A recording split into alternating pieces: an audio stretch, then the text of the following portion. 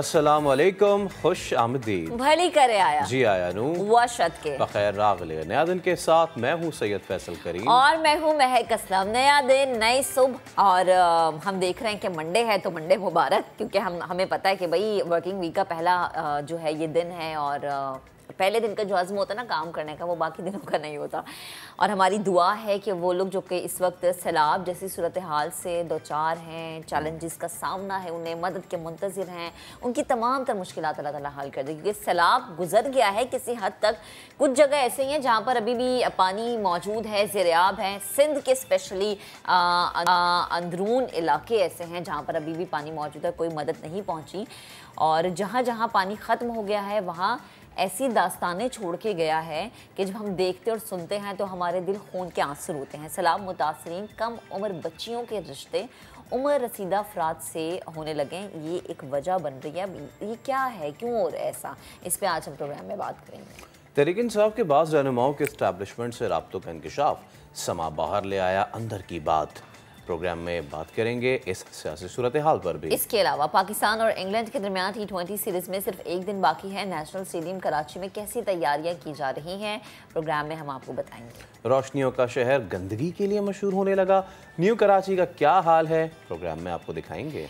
और एक दिन में 27 ममालिक के 153 शहरों से खून की 37,000 बोतलें जमा करने का आलमी रिकॉर्ड। कराची के नौजवानों के नाम बड़ा कारनामा अंजाम देने वाले आज हमारे प्रोग्राम के मेहमान होंगे। ये कार खैर है, आप भी इसका हिस्सा बन सकते हैं। दीगर इशूज़ पे भी प्रोग्राम में करेंगे बात, लेकिन सबसे पहले बात करेंगे सैलाब के बाद की सूरत हाल की। सैलाब की तबाहकारियों से निपटने के लिए पाकिस्तान को तनहा नहीं छोड़ेंगे, IMF ने यकीन दहानी करा दी है। पाकिस्तान में IMF की नुमाइंदा का कहना है कि सैलाब ज़दगान के लिए आलमी बिरादरी के साथ मिलकर काम करेंगे। रिपोर्ट देखिए। पाकिस्तान के तूलो अर्ज में तूफानी बारिशों और सैलाब से खौफनाक तबाही, IMF का इजहार अफसोस, मुश्किल वक्त में भरपूर साथ की यकीन दहानी भी करा दी। पाकिस्तान में IMF की नुमाइंदा कहती हैं सैलाब के तबाहकुन असरात पर गहरा दुख हुआ, हमारी हमदर्दियां लाखों मुतासरीन के साथ हैं। मौजूदा प्रोग्राम के तहत सैलाब ज़दगान को रिलीफ फराहमी और बहाली की कोशिशें जारी रहेंगी। आलमी मालियाती इदारे की नुमाइंदा का मुसीबत में फंसे पाकिस्तानियों की मदद के लिए आलमी सतह पर जामे कोशिशों के अज़्म का यादा। कहा पाकिस्तान में सैलाबी सूरत हाल से निपटने के लिए बैनुल-अक़वामी बरादरी के साथ मिलकर काम करेंगे। बैनुल-अक़वामी बरादरी तो साथ आ रही है, लेकिन हम क्या कर रहे हैं, हमारे मुंतखब नुमाइंदे क्या कर रहे हैं, सवाल अब इस पे उठ रहे हैं और सवाल हम उठा रहे हैं। हैदराबाद के government girls degree college Qasimabad में कायम रिलीफ कैंप है ये। इसकी हालत इंतहाई ख़राब है, सफाई सुथराई के नाक़िस इंतज़ामात हैं, यहाँ बीमारियाँ फैलने लगी। अब सोचें ये लोग बीमारी से भाग कर आए हैं और यहाँ के फिर बीमारियों में घिर गए हैं। रिलीफ कैंप में इंतज़ामात क्या हैं, कुछ आप मनाज़र स्क्रीन पे भी देख रहे हैं। हम बात करेंगे, हमारे नुमाइंदे इम्तियाज़ अली खावड़ हमारे साथ मौजूद हैं। इम्तियाज़, ये लोग जो मुसीबतों से भाग के आए हैं और इनको कहा गया ये रिलीफ कैंप है, कितना रिलीफ है इस कैंप में, बताइए।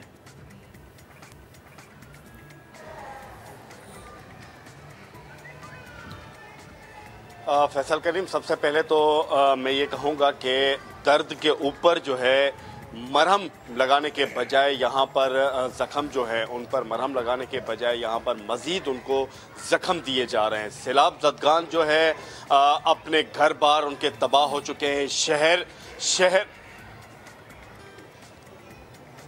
शहर उनके वीरान हो चुके हैं, कारोबार तबाह हो चुके हैं, ज़राअत उनकी मुकम्मल तौर पर तबाह हो चुकी हैं। और यहाँ पर आकर हैदराबाद में उन्होंने मुख्तलिफ रिलीफ कैंप जो कि 60 से ज़ायद ज़िला इंतज़ामिया दावा कर रही है कि यहाँ पर जो है रिलीफ कैंप कायम किए गए हैं।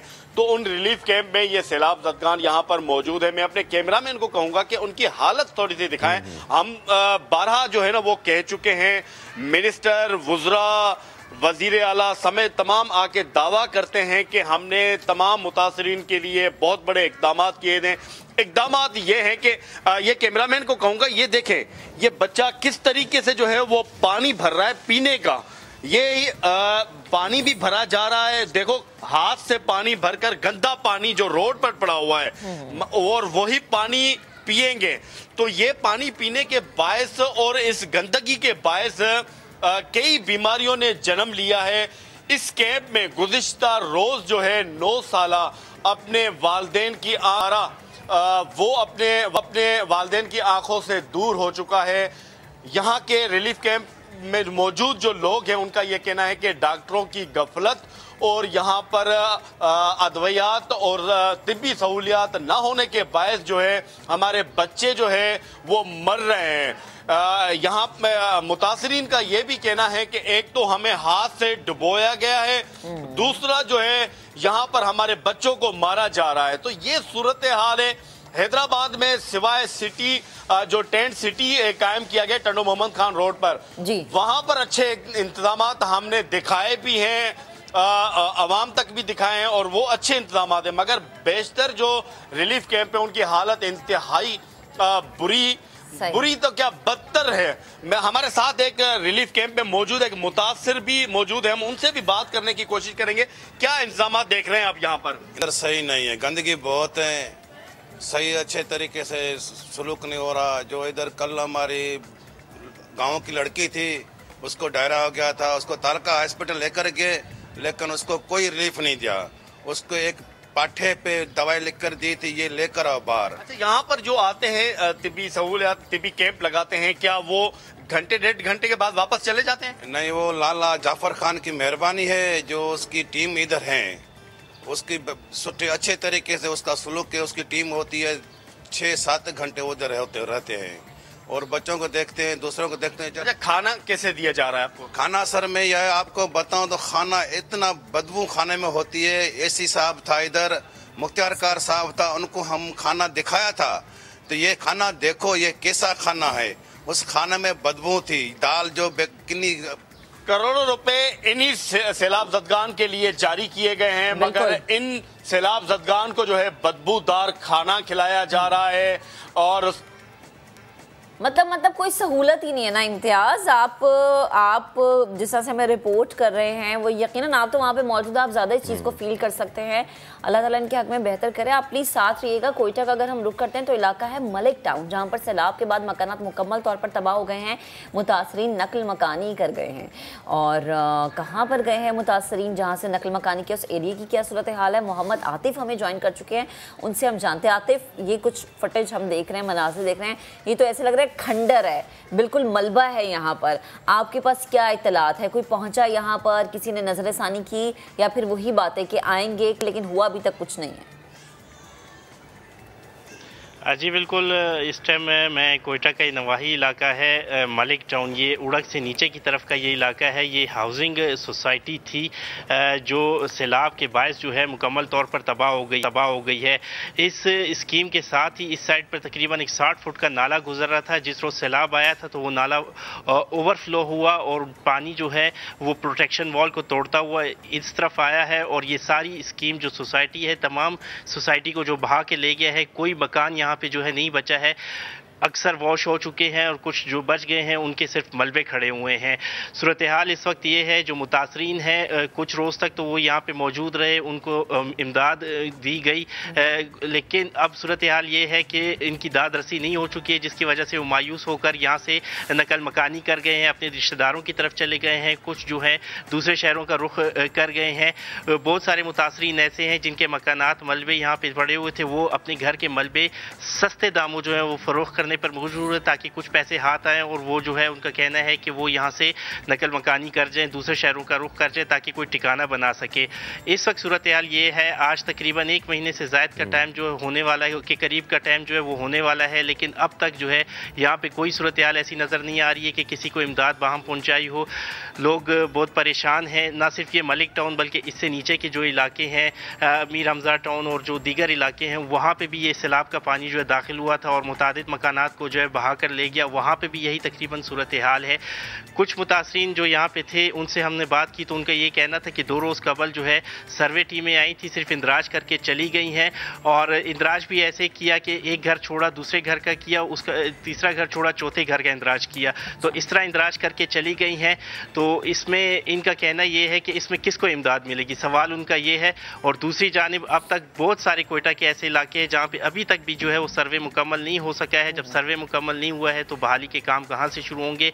अब तक बहुत सारे इलाकों में इमदाद भी नहीं पहुँच सकी है। जी आतिफ, आप हमें कोयटा से अपडेट कर रहे थे और हैदराबाद से हमारे साथ हमारे नुमाइंदे मौजूद थे इम्तियाज़ अली। दोनों तरफ से खराब है, एक जानिब तो लोग नकल मकानी कर गए हैं क्योंकि तबाही इतनी ज़्यादा है, दूसरी जानिब जहाँ लोग पहुँचे भी हैं रिलीफ कैंप में, वो रिलीफ कैंप ही उनकी ये सूरत हाल इतनी ख़राब है। तो हैदराबाद हम खुद भी गए थे कराची के उन मुख्तलिफ रिलीफ कैंप्स में, वहाँ भी यही सूरत हाल, आप एक मिनट खड़े नहीं हो सकते, इस कदर वहाँ पे बदबू और ताफुन है, इलेक्ट्रिसिटी नहीं है। और फैसल, सबसे बड़ी बात, जो खाना दे रहे हैं उसमें वो खाना बासी है। इस तरह की मदद करने का क्या फ़ायदा है? ज़रा अगर हम सक्कर का रुख करें तो सक्कर में सलाम मुतासरीन ताहाल बेयारो मददगार हैं, यानी तस्वीर यहाँ पर भी मुख्तलिफ नहीं है। इंतज़ामिया मुतासरीन तक नहीं पहुँच सकी, क्या वजह है भाई कि इंतज़ामिया क्यों नहीं आ रही? क्या सो रही है या इंतज़ामिया को पता नहीं है? यहाँ पर उनकी लोग जो है उनके मुंतज़िर हैं। साहिल जोगी हमें ज्वाइन कर चुके हैं, उनसे हम जानते हैं। साहिल, सक्खर में इंतज़ामिया नहीं है, ये मनाजिर हम देख रहे हैं, ये तो वही सूरत हाल है कि पानी आया और ठहर गया है। यहाँ पर कहाँ है इंतज़ामिया? कोई पूछने वाला नहीं है।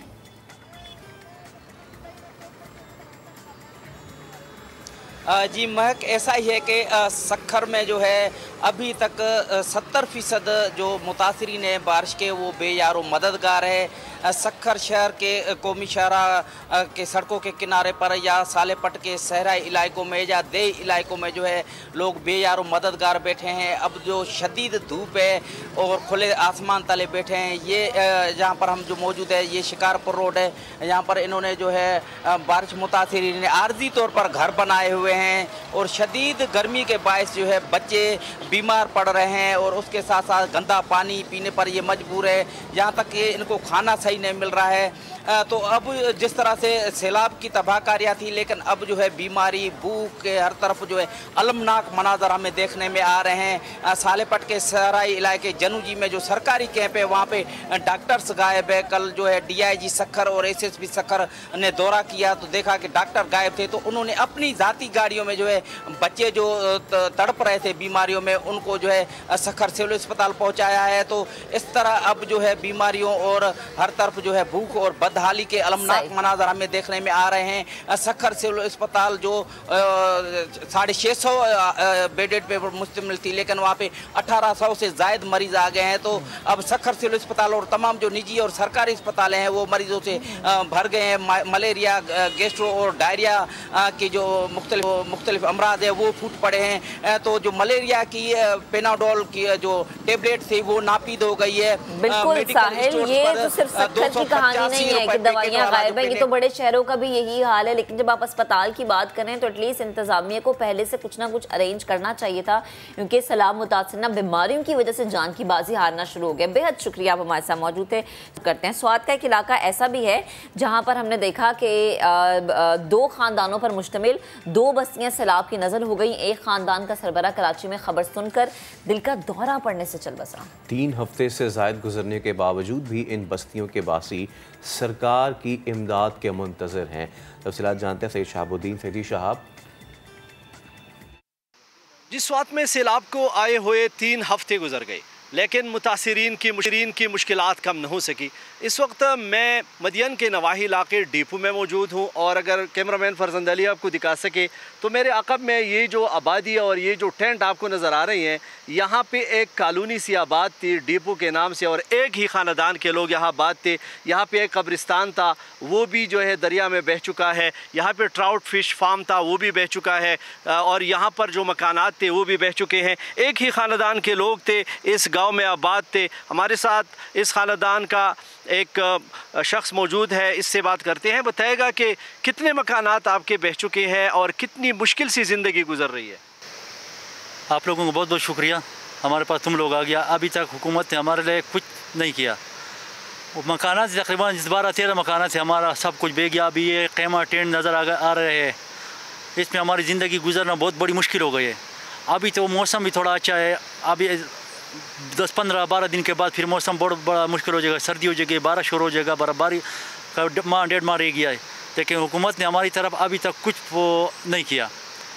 यहाँ के जो बाशिंदे हैं, यहाँ पे 2 छोटी छोटी बस्तियाँ थी जो मिलियामीट हो चुकी हैं और जो इमारतें बची कुची हैं वो भी रिहाइश के काबिल नहीं रही है। और इन मकीनों का ये कहना है कि हुकूमत की जानिब से अभी तक हमारे साथ किसी किस्म की इमदाद नहीं की गई है और नहीं कोई बंदा दादरसी के लिए आया है, तो इनका मुतालिबा है कि इनकी आबादकारी के लिए इक़दाम किए जाएँ।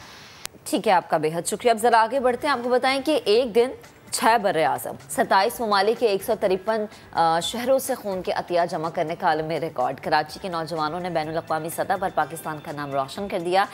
एक ही दिन में 37,000 खून की बोतलें जमा की हैं। तो हमारे साथ मौजूद हैं इस तंजीम के मेंबर अली अब्बास। अली, अस्सलाम वालेकुम। सबसे पहले तो बहुत इस पे आप लोगों को अप्रिशिएट करना चाहिए, क्योंकि लोग शायद जो है ना इतना इसको इम्पोर्टेंस नहीं देते, लेकिन जिन छोटे बच्चों से लेके बड़े लोगों तक खून की बीमारियां हैं उनको ये अंदाज़ा है। ख़ासतौर पे कोविड के हमने पीरियड में देखा था जहाँ पे लोगों की बड़ी कमी आ गई थी। तो ये क्या पूरा प्रोसेस था, ये खून ही जमा करने का ख्याल क्यों है आपको? हाँ, अस्सलाम वालेकुम।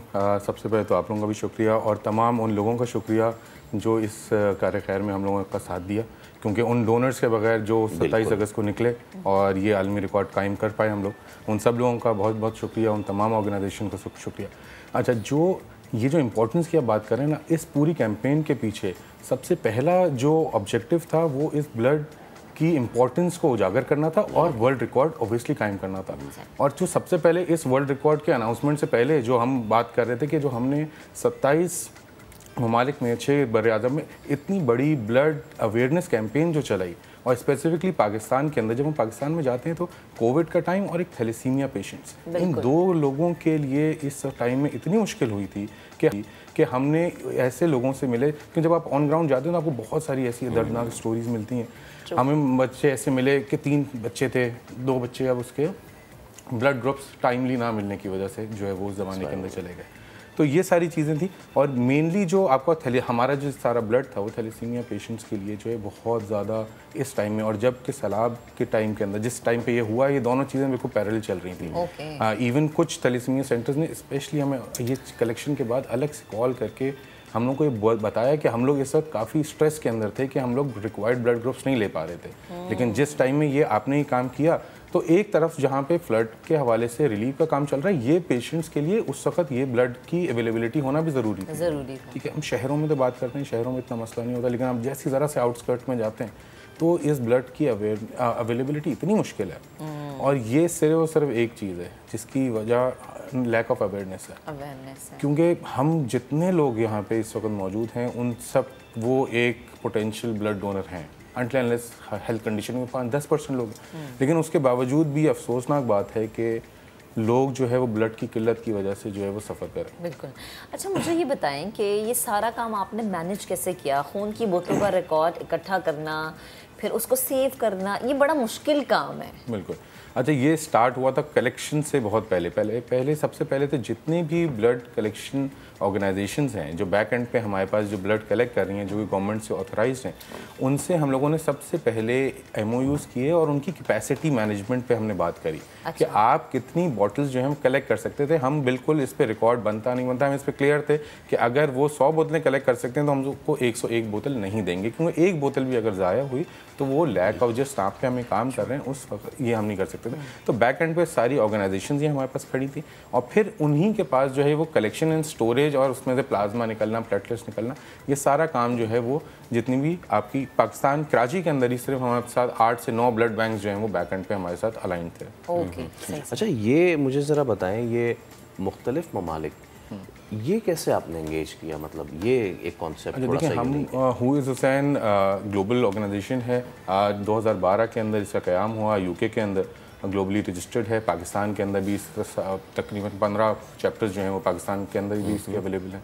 तो वो जब ये पहली हमारी एक ऐसी एक्टिविटी थी कि ग्लोबल लेवल पे हमारे जितने भी चैप्टर्स हैं उन सब ने मिल के ये तैयार किया कि हम जो है वो खून जो है वो जमा करेंगे। तो ये हु इज़ हुसैन का एक प्लेटफॉर्म था ग्लोबली, हमने उससे जो है ये वर्ल्ड रिकॉर्ड तो अब आपने इसको जमा कर लिया, अब इसको कहाँ उन्हीं ममालिक में ये अतिया किया जाएगा? किस तरीके से सारा प्रोसेस होगा? बिल्कुल, जिस जगह पे जैसे मैंने आपको बताया कि कराची के अंदर हमारे पास 8 से ज़्यादा ब्लड बैंक्स थे, उनमें से मेजॉरिटी वो ब्लड बैंक्स हैं जो कि थैलेसीमिया पेशेंट्स को सपोर्ट करते हैं, जो उनके लिए वेलफेयर करते हैं, उनके पैनल्स पे थैलेसीमिया पेशेंट्स होते हैं। तो ये सारा ब्लड जो है वो उनके पास कलेक्ट हुआ है।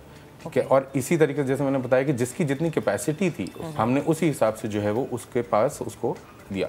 और इस पूरे प्रोसेस के अंदर हमने यूनिवर्सिटीज़ को भी इंगेज किया हमने इसमें। अच्छा, और एक और बात मैं आपके तवज्जुह से, जो ब्लड रिलेटेड डिजीज़ है थैलेसीमिया, जिस पे हम बहुत प्रोग्राम करते हैं, सब कुछ करते हैं, मतलब हमारा तहिया ये है कि हम थैलेसीमिया फ्री पाकिस्तान का जो है वो स्लोगन लेके चल रहे हैं। और आज इस कैंपेन के बाद इंशाल्लाह आप आगे देखेंगे कि हम लोग इस पे काम करेंगे। और इसमें एक बहुत इंपॉर्टेंट चीज़ है कि जो हमारे पास एक तो ब्लड अवेलेबल करना है, और जो थैलेसीमिया पेशेंट्स पीछे से और पैदा होते जा रहे हैं उनकी रोकथाम करना बहुत ज़रूरी है। और वो सिर्फ इतना एक छोटी सी चीज़ है कि जब दो लोग शादी करते हैं तो उसमें अगर थैलेसीमिया माइनर और थैलेसीमिया माइनर की शादी हो जाए, थैलेसीमिया मेजर पैदा हो सकता है। अदरवाइज़ थैलेसीमिया माइनर के लिए कोई प्रॉब्लम नहीं है। सिर्फ एक इतनी सी चीज़ जो है वो अगर हम इसको अपने पास कर लें तो ये प्रॉब्लम जो है वो पीछे से सप्लाई बंद होना ज़रूरी है कि जब आपके थैलेसीमिया पेशेंट्स रुकें पीछे से। अच्छा, मुझे बताएं कि टोटल कितनी खून की बोतलें आप लोगों ने इकट्ठी की, और सेकंड ये कि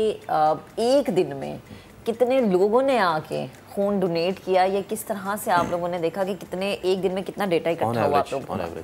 अब वैसे टोटल अब जो रिकॉर्ड है इस वक्त जो 37,018 ब्लड यूनिट्स का जो है वो रिकॉर्ड है ग्लोबली। पाकिस्तान ने अराउंड 7,000 जो है वो पाकिस्तान से सिर्फ कलेक्ट हुआ। कराची की अगर बात करें तो 3,000 प्लस जो है वो सिर्फ कराची शहर के अंदर जो है वो एक दिन के अंदर ब्लड कलेक्शन हुई। अच्छा, हमारे पास पूरे कराची के अंदर अराउंड 30 प्लस जो है वो कलेक्शन सेंटर्स है, बल्कि 30 से 40 के करीब हमारे पास कलेक्शन सेंटर्स थे, जिनके अंदर जो है वो कुछ सेंटर्स ऐसे थे जो कि 24 घंटे काम कर रहे थे, और वहाँ पे लोग आ रहे थे और वहाँ पे, और ये पूरी कैंपेन जो है 4 महीने से पब्लिक तक हम लोग जा रहे थे। रजिस्ट्रेशन प्रोसेस था, रजिस्ट्रेशन के बाद जो जिस इलाके के अंदर मौजूद था हम उसको नियरेस्ट 2 सेंटर्स पे अलाइन कर रहे थे कि आपके घर के पास ये 2 सेंटर्स हैं, आप इस टाइम से इस टाइम तक वहाँ पे जाके ये काम कर सकते हैं। तो ये पीछे पूरा एक मैकेनिज्म था। अच्छा अली भाई, आखिर में मैं आपसे पूछना चाहूँगा, ये हमारे मुल्क के, हमारे शहर का मसला ये नहीं कि हुक्मरान आए उसको ठीक करें, हमारे शहर का मसला कम्युनिटी सर्विसिंग का है। जब लोग इस तरह आप एंगेज करते हैं, जब आपके पास आते हैं, क्या तासुरात लेकर आते हैं कि वो किसी की मदद करने जा रहे हैं? ये मतलब ये उस दिन खड़े होके ये जज्बा जो मैंने देखा, स्पेशली बहुत सारे डोनर्स जो हमारे पास आई जो कि फीमेल्स थी, वो बहुत जो है वो बहुत सारे जो है वो रिजेक्ट हुए। मतलब वो जो एक स्क्रीनिंग प्रोसेस होता था, लेकिन उनका वो जो जज्बा था ना आके, और जब वो अगर उनकी जो रिजेक्शन होती थी तो मैंने वहाँ पे ख़वातीन को रोते भी देखा है कि मैं यहाँ पे आई थी, मैं इस काम के लिए, मैं जिस नाम पे इमाम हुसैन के नाम पे हम वर्ल्ड रिकॉर्ड क्रिएट कर रहे हैं, मैं इसके लिए आई थी, मैं यहाँ पे देना चाहती हूँ। एक बड़ा मज़ेदार एक चीज़ हुई, कुछ स्क्रीनिंग पहले 2 स्टेजेस होते थे। पहली जगह पे एक आके बैठे, मैंने देखा उनको कुछ थोड़े बुजुर्ग लगे मुझे। मैंने कहा अच्छा सही है, स्क्रीनिंग में हट जाएंगे। अच्छा, वो पहली स्टेज से जो है जिद करके डॉक्टर तक चले गए। अच्छा। वो वहाँ पे भी बड़ी देर तक जो है उनसे बात करते रहे। उसके बाद उनकी बेगम जो है उनको बोल रही है अच्छा आप आ जाएं। वो फिर दोबारा 2 दफ़ा उन्होंने ट्राई करी मैं किसी तरीके से दे दूँ। फिर मैंने उनको अलग से बुलाया, अच्छा हम सर्टिफिकेट दे रहे थे, मैंने उनके लिए सर्टिफिकेट बनवाया और फिर मैंने उनको दिया। कहते मैं देना चाहता हूँ। और ये जो जज्बा है ना, बिल्कुल ये जज्बा सब में है। असल चीज़ है कि वो अवेयरनेस, जब जिस बंदे को इंपॉर्टेंस पता चल गई वो इस काम के लिए हाजिर है। ये आपने बहुत अच्छी बात की कि असल बात है अवेयरनेस, और अवेयरनेस हमारी यही ज़्यादा होगी, हम देखेंगे कि ये मसले उतनी जल्दी हल हो गए। बेहद शुक्रिया अली, आप हमारे साथ मौजूद थे। अच्छा जी, अभी आगे बढ़ते हैं और एक ब्रेक लेते हैं, ब्रेक के बाद दोबारा हाजिर होंगे, साथ जुड़ेंगे।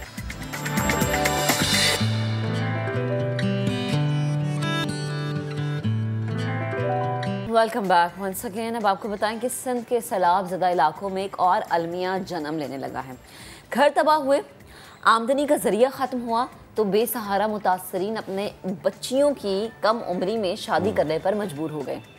50 से 60 हज़ार रुपये के एवज कम उम्र बच्चियों की उम्र रसीदा अफराद से शादी के हामी भी हमने देखा है कि वो हामी भर देते हैं। जाहिर है ये एक ऐसी चीज़ है जो कि वालिदैन करना नहीं चाहते, लेकिन जो इस वक्त सिचुएशन है कि वो कैंप्स में रह रहे हैं क्योंकि उनके पास कोई आशियाना नहीं है, ना चार दीवारी है, ना खाने पीने का सामान है, तो वो अपनी बच्चियों को लेकर, और फिर हम कहते हैं ना कि औरत ज़ात को लेकर कहाँ पर भटके।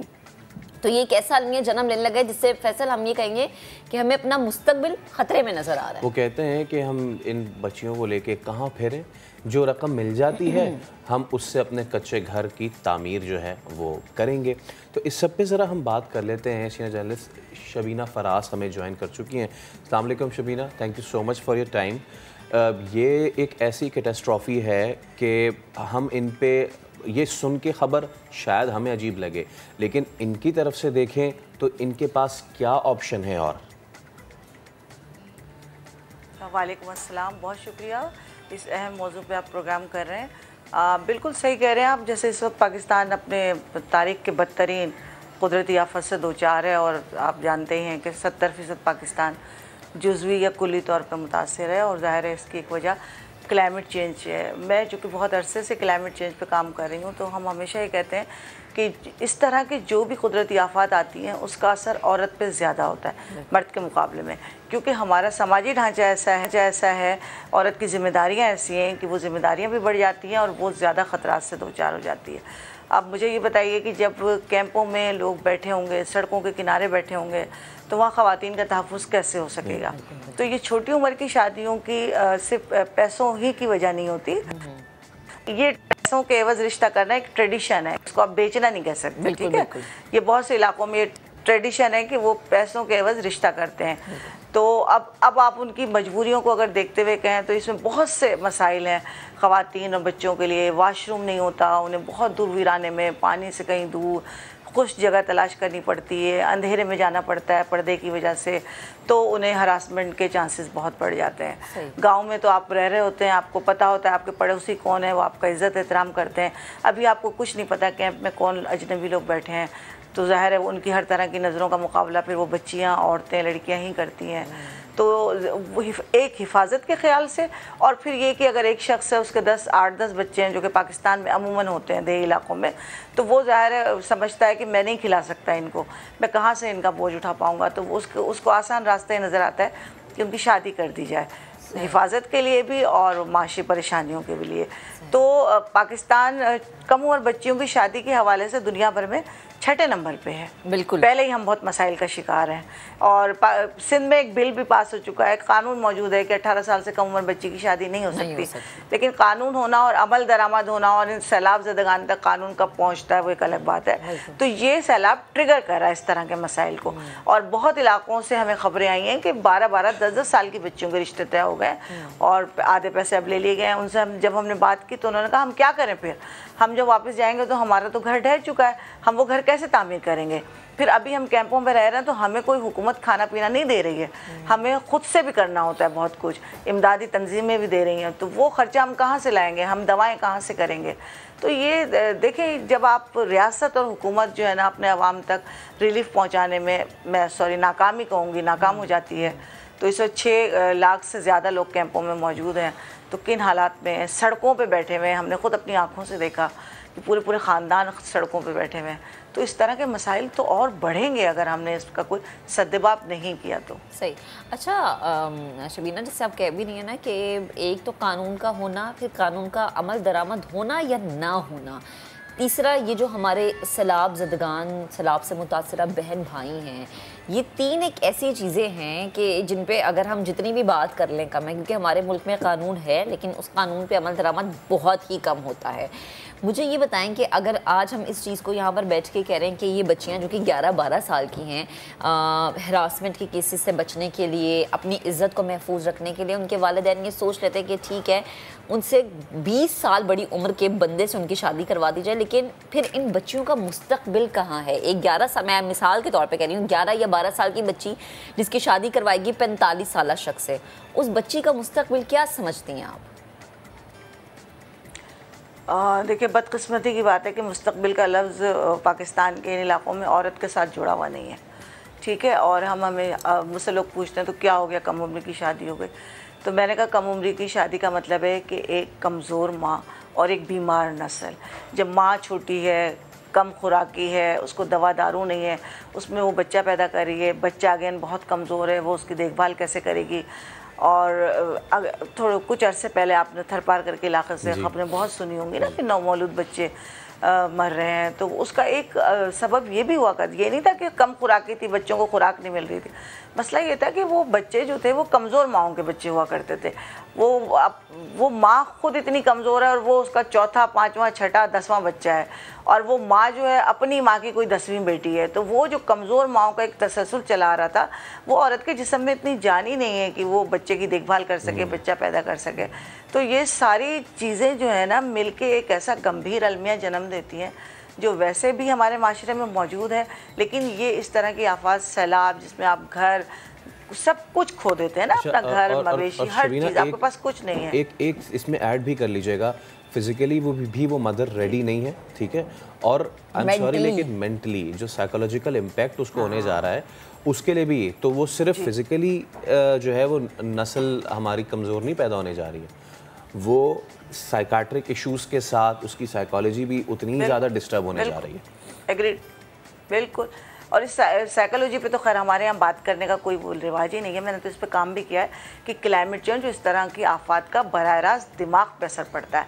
आप स्ट्रेस में चले जाते हैं, आपके सामने आपका घर बह जाता है, खुदा ना खास्ता आपके प्यारे की नज़र हो जाते हैं, आपका सामान चला जाता है, आप एक ट्रॉमा में चले जाते हैं। अच्छा, फिर इसको थोड़ा सा और आगे अगर बढ़ के हम तज्जिया करें तो ये सारी चीज़ें आपके मईशत पे असर डालती हैं। ठीक है, अगर एक कम उम्र बच्ची है, वो बच्चा बीमार पैदा होता है तो वो दवा दारू तो करेगा ना, तो अपनी वो इनकम जो वो खाने पीने पे, तालीम पे लगा सकता है, वो मेडिकल के शोबे में लगा रहा होगा। तो वो बच्ची जिसने पढ़ लिख के अर्निंग करनी थी, एक ब्राइट फ्यूचर, उसका मुस्तकबिल आगे मुंतजर था और जो मईशत में अपना एक भरपूर किरदार अदा कर सकती थी, वो आपने चांस खो दिया, वो उसको खो दिया, उसका मुस्तकबिल उससे छीन लिया। तो इसके मल्टीपल असरात होते हैं, बजाय ये कि बड़ी उम्र की शादी। बिल्कुल शबीना, आपकी वो वाली बात आपने जो भी दो मिनट पहले आपने बात की था कि कमजोर माँ और फिर एक कमजोर मुआशरा, क्योंकि एक औरत एक बीमार नस्ल, एक औरत एक मुआशरे को जन्म दे रही है, तो वो मुआशरा किस तरह से चलेगा जिसकी साख ही कमजोर है, जिसकी बेसिक ही कमजोर है। महताब सिंधु सामाजिक कारकुन हमें ज्वाइन कर चुकी हैं मेहर दादू से। वहाँ पर थोड़ा सा हम देख रहे हैं कि कनेक्टिविटी का पर हमने कोशिश की है कि जो लोग हमें सुन रहे देख रहे उनके लिए हम महताब से बात करें, उनसे जानें कि जिस जगह पर वो मौजूद हैं, महताब बताएगा इस वक्त क्या सिचुएशन है यहाँ पर। बच्चियों की कम उम्री में शादी, ठीक है, ये एक अलमिया है, लेकिन सैलाब जहाँ पर हमने देखा कि कैंप्स हैं, लोग पहले इतनी मुश्किलात का शिकार है, वहाँ पर अब उन्हें अपनी बेटियाँ कम उम्री में बयानी पड़ी हैं। क्या आपने सिचुएशन देखी है? अस्सलाम मैम, मैं साहब बात कर रही हूँ शहर से। जैसे कि ये 2022 का सैलाब आया, तो जैसे ये मुसीबत तो कुदरतन आई थी ना, पर जो एक औरत पर जो ये अजाब उठा, तो वो बहुत औरत पर ही अजाब उठा। तो अचानक पानी आ गया, सर पर पानी था और पैसे नहीं थे बाहर निकलने के लिए। जो हमारी औरतें थी, उनके जो खावन थे वो सिर्फ हारी नारी थे ना, जो उनके पास पैसे थे वो तो पहले ही अपनी जमीनों पर लगा दिए थे, कहीं पर ब्याज लेकर ऐसे। तो उन लोगों के पास फिर कोई भी खाने पीने के पैसे नहीं थे, यहाँ रहने के लिए कोई घर नहीं था, और इमरजेंसी कैंप तो उस वक्त एस्टेब्लिश नहीं थी, क्योंकि पहले से ही लोग कहीं से आए थे, बैठे थे, यहाँ टेंट सिटी नहीं थी। तो उन लोगों ने ऐसा किया कि उन लोगों को कुछ भी समझ में नहीं आ रहा, तो उन लोगों ने जल्दी जल्दी अपनी बच्चियों का रिश्ता तय किया। किसी की 12 साल की उम्र थी तो किसी की 13 साल की, तो किसी के 5,000 रुपए में रिश्ता तय किया, तो किसी का 70,000 रुपए में। तो ऐसा ये जब मैंने बात सुनी तो मैं खुद परेशान हो गई, तो ये क्या हो रहा है? ये तो हमारी नया जन्म आ रहा है हमारे बच्चों के तशद के लिए, हिसाब से जाओ उनके मसाइल के लिए। वैसे ही हमारी जो गांव की बच्चियां है वो पहले ही बहुत ज्यादा परेशान होती है ना, तो इस हिसाब से तो वो लोगों ने, जो माओ ने ये फैसला लिया वो खुशी से नहीं लिया था, या उनके वालिदैन ने, तो ये बहुत उनने दुख वाली तकलीफ में लिया था। तो इस हिसाब से ये सारा मसाइल आ रहे हैं। अब तक भी वो परेशान है। एक तो माँ थी जिसने मुझको कहानी सुनाई कि उसने कहा मेरी बच्ची थी 3 माह की, वो बीमार पड़ी हुई थी मेरे पास, इस वक्त उसने पैसे नहीं थे कि मैं इसका इस वक्त इलाज करवाऊंगा। तो उसने उस इलाज के लिए भी अपनी बच्ची का रिश्ता तय किया, और वो बच्ची उसकी डेथ भी हो गई। तो वो बहुत उस वक्त परेशान थी, और जिस बच्ची का उसने रिश्ता तय किया वो खुद 12 साल की बच्ची थी। तो ये सारे बहुत मसाइल आ रहे हैं बच्चियों के साथ, खवातीन के साथ, सारे बहुत है। तो हम चाहेंगे कि जो हमारी गवर्नमेंट है इस पर जल्दी से जल्दी कोई ना कोई एक्शन ले। तो ये वो मसाले जो वो हमारे सामने आए हैं। दूसरे मसाइल तो वो होंगे जो दूसरे मसाइल भी बहुत हैं, लेकिन एक तो आपका बहुत शुक्रिया, आप हमारे साथ मौजूद थी महताब, और इससे पहले शबीना भी मौजूद थी। हमने शुरुआत में तो वो दिखाई आपको तबाहकारियाँ जो पानी लेकर आ रहा है, लेकिन अब निकल रहा है तो उसके बाद इंसानी अलमिया जन्म ले रहा है। एक वो अलमिया कि जो सब पे बराबर है, लेकिन एक वो अलमिया जो ख़ास तौर पे औरत और छोटी बच्चियां सह रही हैं। हुकूमत को, इक़्तिदार वालों को और दीगर लोगों को इस तरफ अपनी तवज्जो करनी होगी। ख़ास तौर पर ये छोटा सा वाक़या कि एक बच्ची जिसकी उम्र 12 साल, उसकी तबीयत ख़राब थी, उसकी माँ के पास उसके इलाज के लिए पैसे नहीं थे, उसने सिर्फ इस गर्ज से उसकी किसी उम्र रसीदा शख्स से शादी कर दी कि पैसे मिल जाएंगे तो उसका इलाज हो जाएगा। ना पैसे मिले और ना वो बच्ची ज़िंदा बच सकी। 12 साल की बच्ची ख़त्म हो गई। आगे बढ़ते हैं और न्यू कराची सेक्टर 5 जिसका बुरा हाल है, ये सेक्टर जो है यहाँ पर हम देख रहे हैं कि गंदा पानी है, सड़कों और गलियों में लोगों का गुजरना आना जाना मुहाल हो गया। अब आप ये देख सकते हैं कि रिहायशी इलाका है, लोग किस तरह से मैनेज करेंगे। जाहिर सी बात है इंतजामिया तो सोरी ज़िला बस्ती के गंदे तरीन इलाके में लोगों ने क्या दुखड़े सुनाए हैं। ये बहुत मशहूर कराची के रहनुमा का इलाका है और ये इलाका ऐसा क्यों है, खुर्शीद आलम बताएंगे। आज हम आपको बताएंगे कि ज़िला वस्ती का गलीज़ तरीन इलाका कौन सा है। जी हाँ, अगर न्यू कराची के लोग बुरा ना माने तो गालिबन न्यू कराची का सेक्टर 5G उन इलाकों में शुमार होता है जहां गलाजत का ढेर अपनी पूरी शिद्दत के साथ मौजूद है और बल्दिया के ज़िम्मेदारान कहीं लापता हो चुके हैं। यहाँ के मकीन किस तरह गुजारा कर रहे हैं, मालूम करते हैं उन्हीं की ज़बानी। गुजारा कर रहे हैं, मच्छर काट रहे हैं, ऐसे गुजारा कर रहे हैं हम लोग। पानी नहीं होता, बिजली नहीं होती और ये कचरे का ढेरे देखे आप। अब बोर्ड चाहिए, लाइन उतार के चली गई, गटर लाइन जल्दी है ही नहीं अभी तक। परेशानी की शिद्दत बहुत है इधर। 5 साल से लाइनों का काम नहीं हुआ इस रोड का और गंदगी में हम लोग ऐसे ज़िंदगी गुजार रहे हैं और इंतज़ार कर रहे हैं कोई आगे डलवा दे। ऐसी गंदगी में रह रहे हैं, क्या कर रहे हैं, मजबूरी है। घर अपना है, किराए का नहीं है घर। किराए का होता तो छोड़ के चले जाते। जिन्हों को वोट दिया वो कुछ देख ही नहीं रहे, उनका वो बोल रहा हमारा हाथ में कोई इख्तियार ही नहीं है, पीपल्स पार्टी के हाथ में इख्तियार है, वो तो ये बोल रहे हैं बस। बच्चे बुखार में पड़े हुए हैं, तबीयतें सही नहीं है, ऐसे गटर के पानी में रहना पड़ रहा है। जिस तरह ऊँट की कोई कल सीधी नहीं होती, इसी तरह कराची के इलाके न्यू कराची में सेक्टर 5G में कुछ भी ठीक नहीं है। गंदगी, कचरा, काला पानी और गलाजत, ये यहाँ की पहचान बन चुका है। कैमरामैन सनाउल्लाह और इम्तियाज़ अली के साथ खुर्शीद आलम, समा, कराची। खुर्शीद, आपका बेहद शुक्रिया। ये कराची का एक इलाका नहीं, ना जाने कितने ऐसे इलाके हैं जो कि इस तरह की सूरत हाल से दो चार है। अभी एक ब्रेक लेते हैं, ब्रेक के बाद दोबारा हाजिर होंगे, साथ रहिए।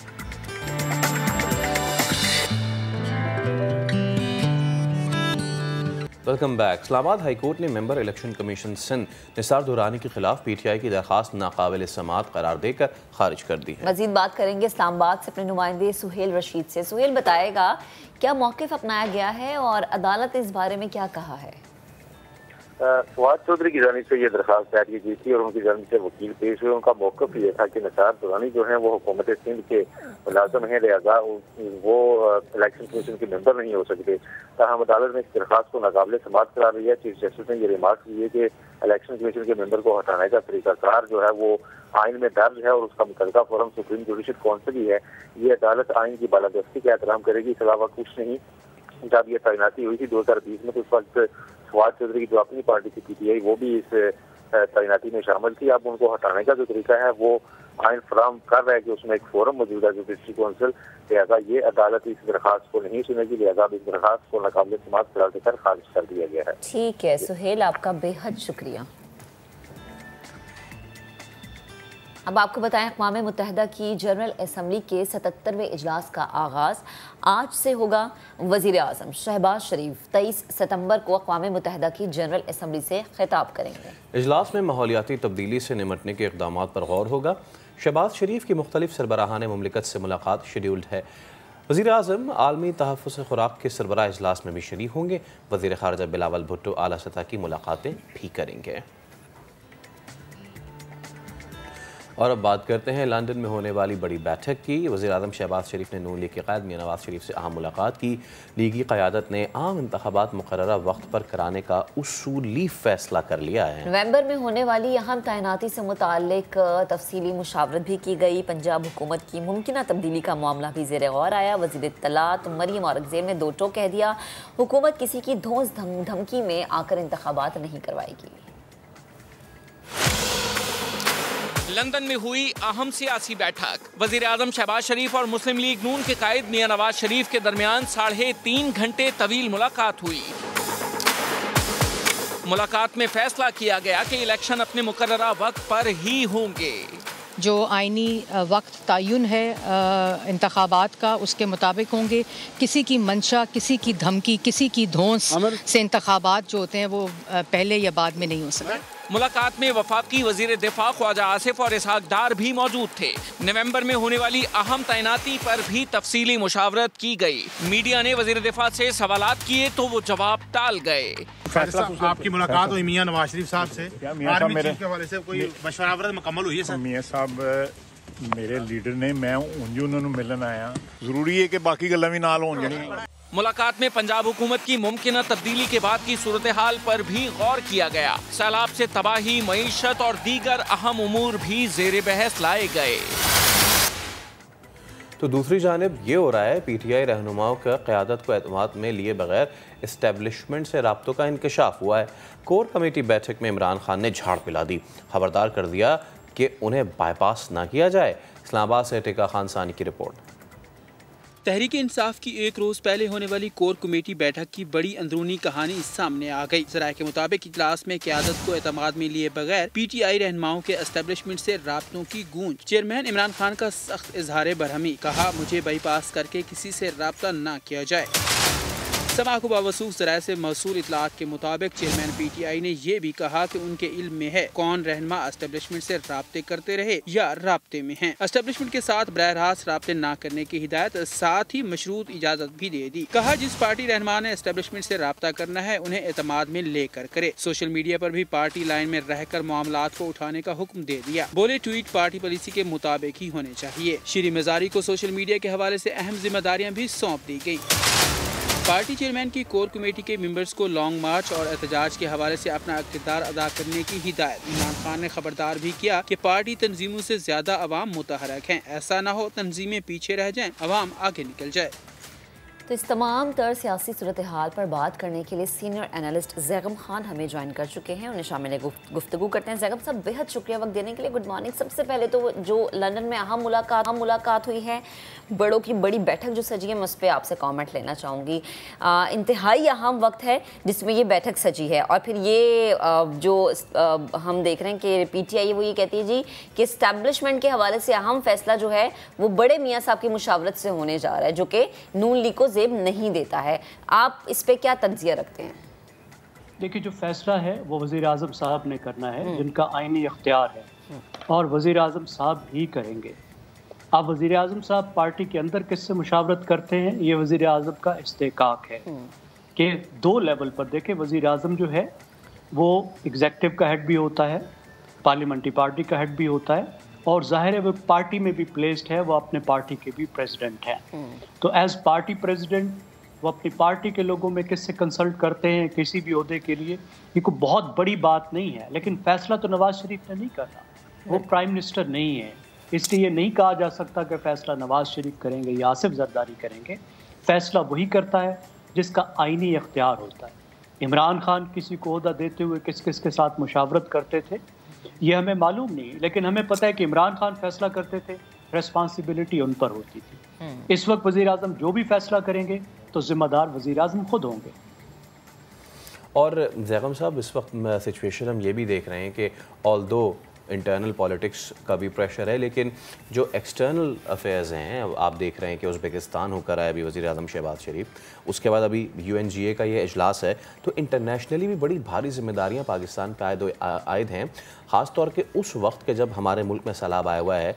अब यकीनन शहबाज शरीफ जाके UNG में ये क्लाइमेट चेंज पे बात तो करेंगे, आपके ख़्याल में उन्हें मज़ीद इस पर असर्ट करना चाहिए आलमी दुनिया पे कि जी आप देख लें हमारे साथ क्या हुआ है, ग्लोबल वार्मिंग ने हमारा क्या हशर किया है, तो पूरी दुनिया के सामने अपना केस ऐसे पेश करना चाहिए कि दुनिया उसको सुने भी, समझे भी और फिर हमारी इमदाद पे अमल भी करे।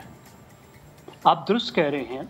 अगर आप बात कर रहे हैं क्लाइमेट रेपरेशंस की, यानी दुनिया भर में जो मौसमियाती तब्दीलियाँ आई हैं जिसमें हमारा सिर्फ हिस्सा 1% से भी कम है, और जिन लोगों ने ये किया है वो ज़िम्मेदारी लें और पाकिस्तान को, जिसको तावान कहते हैं, रिपरेशंस हैं, उसको अदा करें।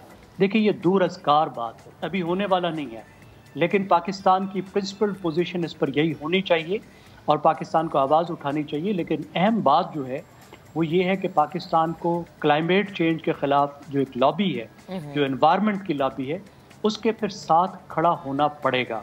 पाकिस्तान को उन बैनुल-अक़वामी NGOs के साथ खड़ा होना पड़ेगा जो यही आवाज़ उठा रही हैं, जो क्लाइमेट चेंज के हवाले से काम कर रही है, एनवायरनमेंट के हवाले से काम कर रही हैं।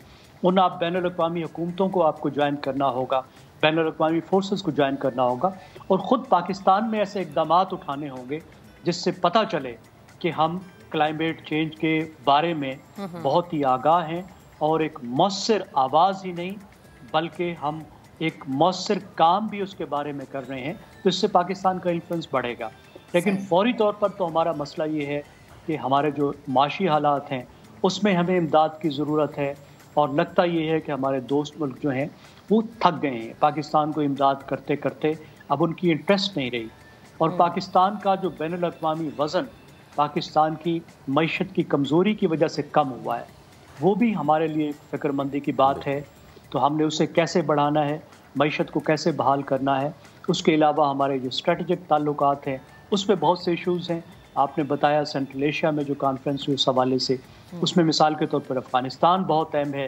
अफ़गानिस्तान में हुकूमत तब्दीली के बाद फिर से वो पाकिस्तान के ख़िलाफ़ एक दहशतगर्दी का गढ़ बनता चला जा रहा है और पूरे रीजन को उससे ख़तरात हो सकते हैं, वो बहुत अहम है। फिर जो रीजन की कनेक्टिविटी है, जब हम माशी बात करते हैं तो कनेक्टिविटी बहुत अहम है कि हमारी east west connectivity, central Asia से पाकिस्तान और फिर आगे को उसकी कनेक्टिविटी, एनर्जी कॉरिडोर्स, तिजारत को बढ़ाना, चीन के साथ ताल्लुकात, तो बहुत सी ऐसी बातें हैं जिन पर वहाँ पर बात हुई भी है और मेरा ख्याल है मज़ीद भी उस बात को बढ़ाने की ज़रूरत है। सही। अच्छा जैगम साहब, अब ज़रा हम खान साहब के हवाले से अगर बात करें कि इस्टेब्लिशमेंट से राबतों का जो इंकशाफ हुआ था और खान साहब के अपने ही अरकान को झाड़ पिलाई कि मुझे बाईपास ना किया जाए, इस तरह की सूरत हाल में हमें PTI दो धड़ों में तकसीम होती हुई नज़र आ रही है। तो फिर खान साहब का वो बयानिया कि इलेक्शन जल्दी करवाए जाएं, जिसमें हम देखते थे कि PTI की कोर कमेटी या अहम लोग खान साहब के साथ हैं, वो यकीनन अब उनके साथ हमें नज़र नहीं आएंगे। देखिए PTI का जो एक बहुत बड़ा हिस्सा है वो इस्टेब्लिशमेंट की वजह से ही PTI को इमरान खान साहब को मिला था। PTI के 50% MNA ऐसे हैं जो PTI से पहले किसी और पार्टी में MNA थे। ज़ाहिर है कुछ ऐसी वजूहात थी जिसकी वजह से बहुत से सियासी लीडर्स ने अपनी वफादारियां बदली थी और अचानक से आकर पीपल्स पार्टी PTI में शामिल हो गए थे। तो वो ताल्लुकात तो उनके ख़त्म नहीं हुए। वो उनमें से बहुत से लोग ऐसे हैं जो इस्टेब्लिशमेंट से ताल्लुक़ रखते हैं, उनसे वफादारी रखते हैं और वो किसी कीमत पर इस्टेब्लिशमेंट को छोड़कर मुकम्मल तौर पर PTI के नहीं होंगे। तो इमरान खान की ये बात कि वो बिल्कुल ताल्लुक़ ना रखें, डिसिप्लिन के लिहाज से ठीक है। तमाम पॉलिटिकल लीडर्स का काम होता है कि वो डिसिप्लिन की पाबंदी करें, पार्टी लीडर को बाईपास ना करें। लेकिन इमरान खान को मालूम है कि उनके पास किस तरह का माल है, किस तरह के MNAs और MPAs हैं और उनकी असली वफादारियां कहाँ हैं, तो एक हद तक ही वो इसमें कामयाब हो सकते हैं। ठीक है, बहुत शुक्रिया ज़ैगम खान साहब हमारे साथ मौजूद थे और सियासी सूरत हाल इस वक्त बनी हुई है उस पर अपना तज्ज़िया दे रहे थे। और यकीनन इस वक्त जो मामलात बने हुए हैं सैलाबी सूरत हाल में, उसमें सियासी इकट्ठ की ज़रूरत है, ना कि सब अपनी अपनी 1.5 ईंट की मस्जिद बना लें। इस वक्त एक किबला रुख होकर सोचने की ज़रूरत है कि किस तरीके से पाकिस्तान मुआशी तौर पे जो है थोड़ा सा वीक है क्योंकि सैलाब ने बहुत ज़्यादा मुतासर किया है। रादर दैन अपनी पॉलिटिकल फोर्सेस को डिवाइड करें, सब एक नुक्ते पे आके सोचें क्योंकि at the end of the day जो हमारे लोग हैं वो हमारी तरफ ही देख रहे हैं। एक तरफ सलाम मुतासरीन खुले आसमान तले इमदाद के मुंतज़िर हैं और दूसरी जानिब राशन मनपसंद अफराद में तकसीम होने लगा है। जी हाँ, अंबर में सरकारी राशन रात के अंधेरे में सिफारशियों को बांटा जाने लगा है। ये एक फुटेज भी सामने आई है। मुतासरीन ने इल्ज़ाम आयद किया है कि रेवेन्यू अफसरान अपनों को नवाज रहे हैं। ज़रा आपको दिखा देते हैं।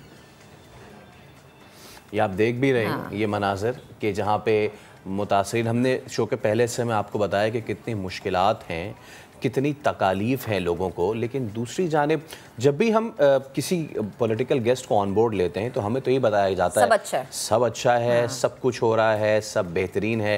लेकिन at the end of the day होता ये होता है। हमने देखे वो मनाजिर कि जहाँ पे सरकारी गोदाम में पड़ी पड़ी गंदुम हरी हो गई, हमने वो मनाजिर भी देखे और अब हम आपको ये मनाजिर भी दिखा रहे हैं। अंबर के ये मनाजिर हैं, ये सरकारी राशन है और रात के अंधेरे में सिफारशियों को ये बांटा जाने लगा है। और मुतासरीन ने ये इल्ज़ाम लगाया है कि रेवेन्यू अफसरान अपनों को नवाज रहे हैं। ये जो डिस्ट्रीब्यूशन है इस वक्त सबसे बड़ा मसला ये है। एक मसला उन NGOs को आ रहा है कि जो रास्ते में जिनके ट्रक्स लूटे जा रहे हैं, और दूसरा मसला अब ये आ रहा है हकदार तक नहीं पहुंच रहा है। और एक ऐसी भी कुछ खबरें में कि जहां पे सरकारी गोदाम से या फिर जहां इनको डिपॉजिट किया गया था इस सारे को, वो बेचा भी जा रहा है। अच्छा देखिए फैसल, ये कंबर का हमने दिखाया क्योंकि मनाजिर हमारे पास से, फुटेज हमारे पास थी। ये सिर्फ एक जगह की बात नहीं है, ना जाने कितनी ऐसी जगहों पर ये हो रहा है। और फिर वही बात है कि जितनी चीज़ें हमारे पास आती हैं, रिपोर्ट होती हैं, हमारा फ़र्ज़ है, हमारी सहाफ़ती जिम्मेदारी है कि हम आप तक पहुँचाएँ। नुमाइंदे खुसूसी समा मंसूर मुगैरी साहब हमें ज्वाइन कर चुके हैं स्टूडियोज़ में, उन्हें शामिल गुफ्तगू करते हैं। मुगैरी साहब अस्सलाम वालेकुम, गुड मॉर्निंग। वालेकुम सलाम। अच्छा, ये जो हमने मनाजिर दिखाए हैं सिर्फ एक जगह के मनाजिर, रात का अंधेरा, रात के अंधेरे में मनमानियाँ हो रही हैं, अपनों को नवाजा जा रहा है। मुझे तो पहले ये बताएं कि रिपोर्ट हो गया, ये क्या हुआ या कार्रवाई हुई या ये जारी है, क्या सूरत हाल है? देखिए, आपने जैसे कहा ना कि ये एक ज़िले के मनाजिर तो हम दिखा रहे हैं, लेकिन पूरे सिंध में अगर कराची हैदराबाद दोनों बड़े शहरों को निकाल दें, उसके बाद कोई ऐसा डिस्ट्रिक्ट हेडक्वार्टर, डिवीज़नल हेडक्वार्टर, तहसील हेडक्वार्टर, यूनियन काउंसिल, कोई गोट, कोई गांव, कोई कस्बा बचा नहीं है जिसको सैलाब ने मुतासर नहीं किया है। मैं अपने नाज़रीन को ये भी बताता चलूँ कि इस तरह का जो मेगा डिज़ास्टर इससे पहले सिंध की तारीख में जो हिस्टोरियन वो बता रहे हैं कि 942 ईस्वी अरबों के ज़माने में इतना बड़ा डिज़ास्टर आया था। अब 1042 सालों के बाद, 1042 सालों के बाद इतना बड़ा डिज़ास्टर आया है। यकीनन सरकार के बस की बात नहीं है इतने बड़े डिज़ास्टर, लेकिन सबसे बड़ी बदकिस्मती ये है कि जो पूरे सूबे की एडमिनिस्ट्रेशन है, जो ज़िलों में काम कर रही है, इन्होंने उसको बहुत हल्का लिया। उसकी वजह ये थी कि जब मानसून की आपको अलर्ट जारी हो चुका था, प्री मानसून का, तो जो बारिशें होती रही, इन्होंने मशीनें होती हैं जो पानी को निकालने के लिए, मशीनें इनके पास थी ही नहीं या ख़राब थी। और स्कार्प के पूरे सूबे में मैं ये भी बताता चलूँ कि 6500 ट्यूबवेल्स हैं स्कार्प पे, जो ज़मीनों पे लगे हुए हैं, वो पानी को ड्रेन करते हैं ताकि उसके बाद वो पानी निकल के चला जाता है। तब तक दरिया की पोजीशन में नीचे थी, दरिया में इतना पानी नहीं आया था, तो शहरों में मोटरें नहीं लगी, देहात में स्कार्प के जो ट्यूबवेल थे वो नॉन फंक्शनल हैं। आप हैरान हो जाएंगे कि यहाँ कोई पूछने वाला नहीं है। 10 अरब रुपए की फंडिंग हो रही है, 10 अरब रुपए की एक्सपेंडिचर है स्कार्प के ट्यूबवेलों की, इसी काम के लिए कि पानी को ड्रेन आउट करें। लेकिन वो अगर मैं कहूँ 90% जो है वो डिसफंक्शनल है, तो भी ये गलत फिगर नहीं है। 10 अरब में से इसका 90% नॉन फंक्शनल है और उनकी तनख्वाहें भी जा रही हैं। किसको जा रही हैं? इनसे कोई पूछने वाला नहीं है। आप हैरान हो जाएंगे कि 10-12 सालों में जितनी तबाही इरिगेशन डिपार्टमेंट में हुई है ना, जितना करप्शन यहाँ हुआ है, आप दिल करता है रोने के लिए। अब मंसूर भाई, अब ये जो सूरत हाल बनी हुई है इस वक्त, ये सरकारी गोदाम से इस तरीके के मामलात होना, ये किसी हाई अप ने इसका कुछ किसी तक पहुंची है? ये किसी ने कहा है कि अच्छा ये सरकार की तरफ से हो रहा है तो चले हम कुछ करते हैं? देखिए, अभी तक गवर्नमेंट की जानिब से कोई बड़ा एक्शन नज़र नहीं आया, लेकिन ये हुआ ज़रूर है कि जुडिशरी की जानिब से जो मॉनिटरिंग जज थे हाई कोर्ट के, जनाब जस्टिस आफ्ताब गोरड़ साहब, वो स्पेशली कंबर गए थे। अच्छा, वो क्योंकि उसी एरिया में उसका गांव भी है, रहता भी है, तो उसने कंबर की इंतज़ामिया की बिल्कुल क्लास ली है। हमने वो ख़बर भी चलाई है कि उन्होंने कहा है कि भाई हम सबको मरना है, दुनिया छोड़नी है, आपके पास इतना सामान आ रहा है, ये सामान जा कहाँ रहा है? तो आखिर को तो एहसास है कि आखिर में ये होता है कि जब सारी चीज़ें ख़त्म हो जाती हैं, दवाएं जो ना हमें इसके कचरे के ढेर से मिलते हैं, खाने पीने का शराब फेंक देते हैं, लोगों को नहीं देते। ये हमने खुद भी दिखाया जब हम बात कर रहे थे कुछ दिन पहले फार्मास्यूटिकल उनसे, तो उन्होंने कहा जी दवाएं पीछे बंद हो गई, ये वो। एक दिन बाद ये खबर आ गई कि एक बंदे ने इतनी पैनाडोल जो है वो स्टॉक की हुई है। अब मंसूर, ये सूरत हाल है कि ये जो ख़ास तौर पर सामान की तरसील है, सबसे बड़ा मसला इसका आया हुआ है। लोग जो लेकर जा रहे हैं वो भी बीच में लुट रहा है, ठीक है ना, जो यहाँ पे पहुँच रहा है वो भी सरकारी गोदाम में चीज़ें हुई हैं। तो इसका क्या सलूशन है, लोगों तक ये चीज़ कैसे पहुँचेगी? इससे पहले भी ये एक चीज़ मैं अपने नाज़रीन से शेयर करता चलूँ कि कंबर के सेशन जज ने नसीराबाद एक टाउन है डिस्ट्रिक्ट में, वहाँ छापा मारा प्राइवेट गोदाम पे। एक हिंदू सेठ का गोदाम था जहाँ पर इन्होंने चीज़ें छुपा के रखी थी, टेंट और राशन वाशन। उनको इन्फॉर्मेशन मिली, हमने ये खबरें भी चलाई, तो वो गोदाम सील हो गया। उस बंदे को गिरफ्तार किया गया। कहा गया उस बंदे ने, सेठ ने, कि मेरे गोदाम पे पीपल्स पार्टी का वर्कर है, उसने ये सामान रखवा है। अच्छा भाई, पीपल्स पार्टी के वर्कर को ये सामान किसने दिया है? कोई तो है ना पीछे, कहीं कंबर से का जो पहले वाला डिप्टी कमिश्नर था उसको चेंज किया गया, नया रखा गया है। वो इतना फट्टू है, डरपोक है, उसको लोकल जो लोग हैं, जो MP उन्होंने थोड़ा थ्रेट किया तो एक हफ्ता तक वो घर से बाहर नहीं निकला। अब मुझे पता है ये पोजीशन है, लोग सबसे बुरे हालात कंबर के हैं, दादू के हैं। अब रोज़ाना किसी न किसी कैंप में कोई बच्चा मर रहा है, कोई बड़ा मर रहा है, अद्वियात नहीं है। इन खबरों का हेल्थ डिपार्टमेंट ने नोटिस लिया, हेल्थ सेक्रेटरी ने अपना स्पेशल सेक्रेटरी भेजा, और साथ में जो पार्लियामानी कमेटी के जो रुकन हैं अपने कासिम सुमरो साहब, वो गए, उन्होंने विज़िट किया। तो उनको लोगों ने बताया कि आप आए हैं तो ये सारे डॉक्टर भी नजर आ रहे हैं, आप नहीं होते हैं तो ये होते नहीं है। ये हमें जो है ना वो एक जगह की बात नहीं, ये तो हम देख रहे हैं कि कहीं भी अगर वजीर आजम भी जाते ना तो वो कह देते हैं जी सारी सहूलियत है। वो तो शुक्र है लोग के सच बोलने की हिम्मत रखते हैं, आते और बताते हैं कि नहीं भी अद्वियात पहुंचनी है। अच्छा मुझे ये बताएं कि वज़ीर आला सिंध ने भी दौरा किया था, उनकी गाड़ी रोकी खवातीन ने, जो डंडा बरदार खवातीन की फ़ौज थी, उन्होंने गाड़ी रोकी और फिर वज़ीर आला सिंध ने उन्हें बड़ी तसल्लियाँ दी। तो जो उन्होंने दौरा किया था उसमें कुछ उन्होंने चीज़ें पॉइंट आउट की कि यहाँ ये चीज़ होनी चाहिए थी, या उन्होंने भी कहा कि सब अच्छा है, हमारी टीम बड़ा अच्छा काम कर रही है? नहीं, वो महसूस कर रहा है, क्योंकि हर जगह पे छोटे छोटे नौजवान जो है ना उनका घेराव कर रहे हैं और ओपन होकर बोलते हैं उनको। हालांकि वज़ीर आला चीफ एग्जीक्यूटिव सूबे का, उसका एक प्रोटोकॉल है लोगों को किस तरह बात करना चाहिए। अब जाहिर है वो कहते हैं ना भूखा शेर जो है किसी को खा सकता है। क्या ज़ाब्ता इखलाक सामने रखेंगे? कोई ज़ाब्ता इखलाक नहीं, क्योंकि जब भूख से मर रहे हैं, अब मच्छर इतने हैं, डेंगू इतनी वबा है। आप इन कैंपों के अगर वहाँ से आप रिपोर्ट्स ले लें तो 80-90% लोग ये डेंगू और मलेरिया के शिकार हो गए। अच्छा मुगारी साहब, कता कलामी की माज़ा, मुझे लास्ट में एक चीज़ ज़रा समझाएगा कि गवर्नमेंट ज़्यादा काम करी है सिंध गवर्नमेंट, या जो हम देख रहे हैं कि इमदादी इदारे जो हैं, जो कि इमदाद करने वाले हैं, फाउंडेशंस जो हैं, वो ज़्यादा काम करते नजर आ रहे हैं? देखिए ये बड़ी बदकिस्मती है कि सिंध गवर्नमेंट की जानिब से पैसे तो धड़ाधड़ रिलीज़ होकर जा रहे हैं। हर डिप्टी कमिश्नर को 10 से 12 करोड़ रुपए मिल चुके हैं। अच्छा। उसके अलावा PDMA को कोई 8-10 अरब रुपए दे चुके हैं, उनकी प्रोक्योरमेंट है, सामान जा भी रहा है। PDMA वाले वहाँ पर DC से रिसिप्ट भी ले रहे हैं, लेकिन ये सामान कहाँ जा रहा है इसके मनाजर आप देख रहे हैं। अब नौशेरा फिरोज में भी जज ने छापा मारा है, वहाँ भी प्राइवेट गोदाम से मिले हैं। जो रात के अंधेरे में जो सामान जा रहा है उसको डंप कर रहे हैं। ये किसको देना है ये अब मुझे समझ कब्र में लेके जाना है, कब्र में लेके जाना है। बहुत वहाँ पे तो कुछ लेके जा नहीं सकते। बहुत बड़ी बदकिस्मती है कि लोग इस तरह से मर रहे हैं, बड़ी इसके बावजूद जो इंतज़ामिया है वो लोकल इंतज़ामिया है, पता नहीं वो इतनी मजबूर हो गई है। डिप्टी कमिश्नर का तो मुझे कहीं रोल नज़र नहीं आ रहा है, ये मैं अपनी बात नहीं कर रहा। अच्छा। मुझे 10 सीनियर अफसरान ने कहा कि उन्होंने किसी की सिफारिश की कि यहाँ राशन पहुंचा दे, टेंट पहुंचा दे, वो कहते कांटेक्ट नंबर दे दे। कांटेक्ट नंबर के बाद डिप्टी कमिश्नर 8-10 दिन तक फ़ोन नहीं उठाता, करता रहता है। जगह जगह की कहानी है। बेहद शुक्रिया मुगारी साहब, आप हमारे साथ मौजूद थे, गुफ्तगू कर रहे थे। अब जरा आगे बढ़ते हैं, आपको बताएं कि MQM के रहनुमा ख्वाजा इजहारुल हसन ने स्ट्रीट क्राइम की सूरत हाल पर कराची पुलिस चीफ के हालिया बयान को काबिल मजम्मत करार दे दिया है। समा के नुमाइंदे साद साबरी से गुफ्तगू में इन्होंने क्या कहा, आप भी सुनिए। जी हाँ, बिल्कुल। हाल ही में कराची पुलिस चीफ की जानिब से जो मुतनाज़ बयान दिया गया उसके ऊपर सवालात उठ रहे हैं। इसके बारे में MQM अपना क्या मौक़िफ़ रखती है? हमारे साथ MQM के डिप्टी कन्वीनर ख्वाजा इजहारुल हसन साहब मौजूद हैं, इनसे बात कर लेते हैं। क्या इस हवाले से क्या देखते हैं, कैसा बयान है? देखिए, ये एक ताजरों के पास बयान था और जब पुलिस चीफ वहाँ गए तो ताजरों के पास से एक रद्द-ए-अमल आया।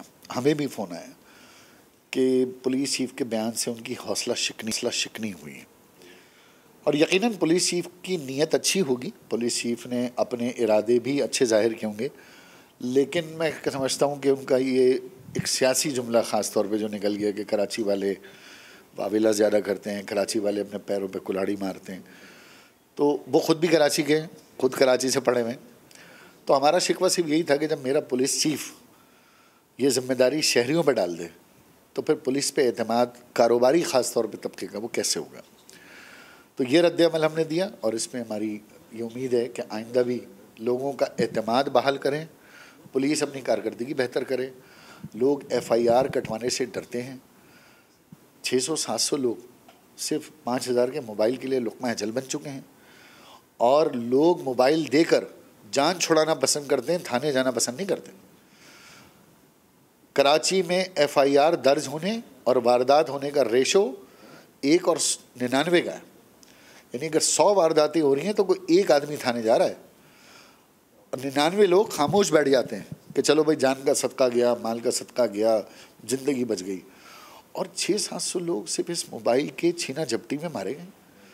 और मुजरिम इतने दिलेर हैं क्योंकि उन्हें पता है कि ना उन्हें पकड़ा जाना है, और अगर पकड़ भी गए तो कोई गवाह नहीं आएगा, और गवाह आ भी गया तो शनाख्त नहीं करेगा, और शनाख्त करेगा तो 4-5 साल में करेगा जब तक गवाहियाँ कमज़ोर हो जाएंगी। तो हमारा जो ये क्रिमिनल जस्टिस सिस्टम है ये बड़ा कमज़ोर है। तो पुलिस चीफ के इस बयान पर रद्द अमल देने का मतलब ये था कि वो अपने क्रिमिनल जस्टिस सिस्टम को बेहतर करें, फॉरेंसिक की बुनियाद पर कि असला मिला है उसके वही शहादत काफ़ी है, किसी गवाह मुद्दे की ज़रूरत नहीं है, ATC कोर्ट में ट्रायल करें और सख्त से सख्त सजाएँ दें। तो मैं समझता हूँ आइंदा पुलिस चीफ यकीनन एक एतमाद देंगे, काबिल अफसर हैं, हमें खुशी है कि वो पुलिस चीफ हैं, लेकिन उनकी तरफ से एतमाद आना सियासी जमातों और ख़ास तौर पर कारोबारी लोगों को बहुत ज़रूरी है। जी हाँ, बिल्कुल। ख्वाजा अज़हर हसन साहब का कहना है कि जो पुलिस चीफ की जानिब से बयान दिया गया वो काबिल मज़म्मत है। इसका जो हल बताया गया है वो यही इनका कहना है कि कराची की जो मकामी लोग हैं उनको पुलिस में जगह दी जाए। जी चलें जी, अभी एक ब्रेक लेते हैं, ब्रेक के बाद दोबारा हाजिर होंगे, आप साथ रहिएगा।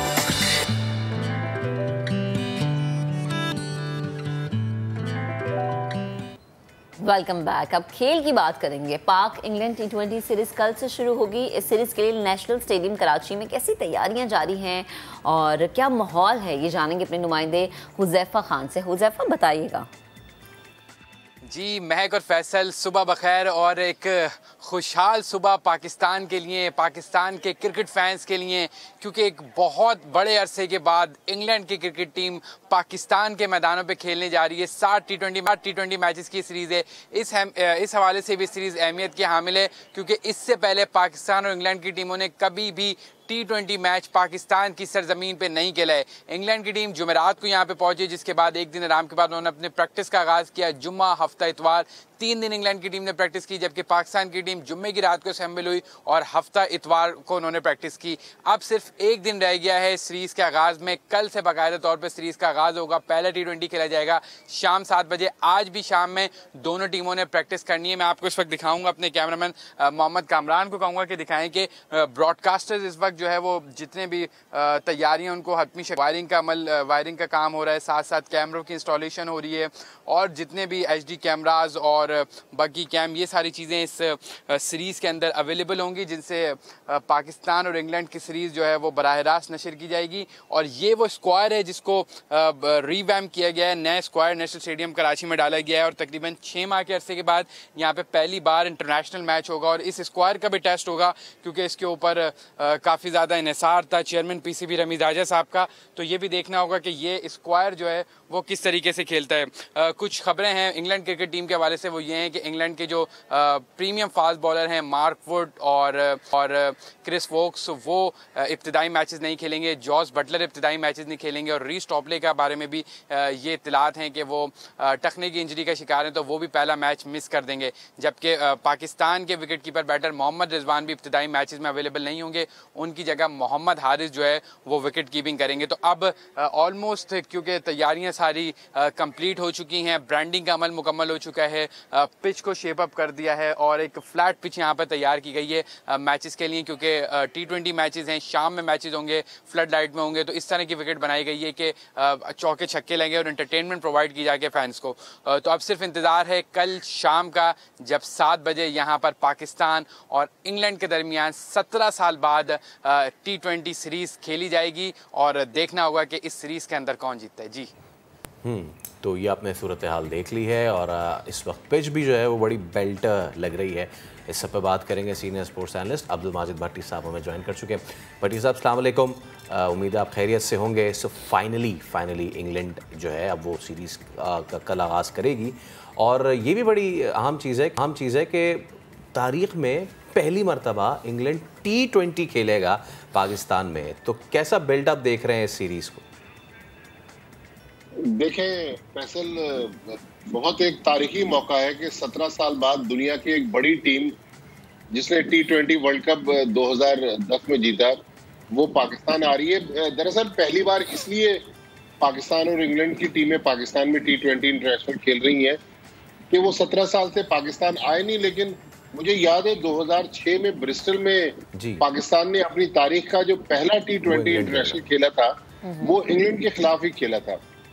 लेकिन मेरा ख्याल में हमारे लिए, हमारे मुल्क में, हालांकि इस वक्त सैलाब की वजह से बहुत बड़ा एक डिजास्टर है जो दुनिया के नज़रों में है, लेकिन बहरहाल वो मामला अलग चल रहे हैं। लेकिन एक बड़ा तारीखी लम्हा है कि 17 साल बाद इंग्लैंड की टीम आ रही है। अच्छा खासा शायकीन में भी जोशो खरोश है। उम्मीद ये है कि हालांकि कल ये सवाल हुआ मोइन अली से कि क्या आपके मेन प्लेयर नहीं आए, इंग्लैंड की बी टीम पाकिस्तान आई, उन्होंने कहा नहीं, कुछ हमारे प्लेयर्स खराब फॉर्म की वजह से ड्रॉप हुए और कुछ प्लेयर्स जो हैं वो अनफिट है, लेकिन ये हमारी बी टीम नहीं है, हम इस टीम से ही पाकिस्तान को टफ टाइम देने के लिए तैयार है। तो मेरे ख्याल में एक अच्छी सीरीज होने जा रही है, खासतौर पर 10 दिन पहले, जिस तरह 9 दिन पहले एशिया कप के फाइनल का एंड हुआ, उसके बाद से काफ़ी चहमगोइयाँ थी, तो पाकिस्तान को भी अपने कुछ प्लेयर्स को आजमाने का मौका मिलेगा। T20 वर्ल्ड कप के लिए मेरे ख्याल में एक अच्छा बिल्डअप है दोनों टीमों की तरफ से। बिल्कुल। अच्छा भट्टी साहब, रिजवान को रेस्ट देने का सोचा जा रहा है और उनकी जगह हारिस विकेट के पीछे में नजर आएंगे, तो इस डिसीजन को कैसा देख रहे हैं आप? देखिए, मैं दो बातें हैं, जो इत्तलात है कि रिजवान नहीं खेलेंगे, हारिस जाहिर है सरफराज तो टीम में है नहीं, तो हारिस सेकंड विकेट कीपर है, वो खेलेंगे। लेकिन जो सबसे इम्पोर्टेंट चीज़ है जो सुनने में आ रही है, लेकिन अभी भी उसकी कंफर्मेशन नहीं हो सकी है, कि शान मसूद जो है वो बाबर आजम के साथ इनिंग्स का आगाज़ करेंगे।